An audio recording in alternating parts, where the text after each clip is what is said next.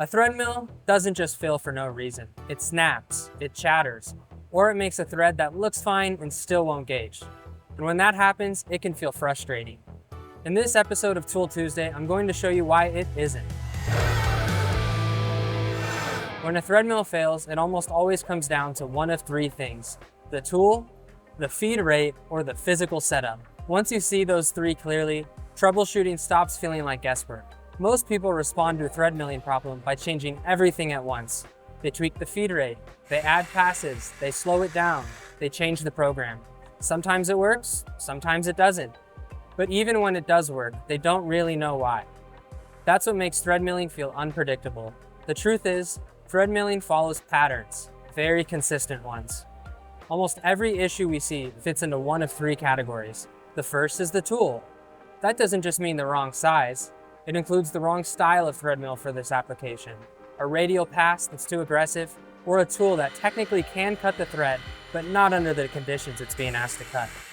A tool can be correct on paper and still be wrong in practice. The second category is feed rate. This is where a lot of problems hide.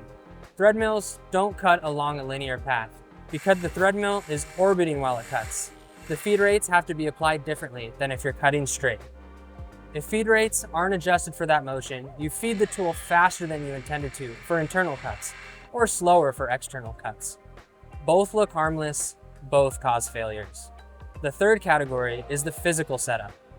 Tool holding, work holding, reach, rigidity.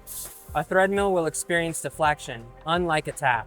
A setup that works fine for plunging can be marginal for thread milling, especially with deeper threads or multi-profile tools. Here's the part that matters most. These three categories don't usually fail on their own. A slightly aggressive tool might work with perfect rigidity. A flexible setup might survive with conservative feeds. But when two or three stack up, failure feels sudden and random. That's why guessing fixes doesn't work. Instead of just asking, why did this break? The better question is, what category did this come from? Was the tool being pushed beyond what the setup could support? Were the feeds and speed adjusted for thread milling motion, or just copied from a chart?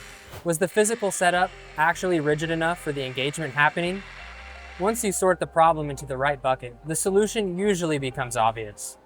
At Scientific Cutting Tools, this is how we approach thread milling issues. We don't start with tweaks, we start with classification. Tool, feed rate, or physical setup. Everything else is just detail. In the next episode, we'll start unpacking the most common one people underestimate: feed rates, and why published feeds are only a starting point, not a solution. Subscribe so you don't miss it. Before you move on, think about the last time a thread mill that failed you.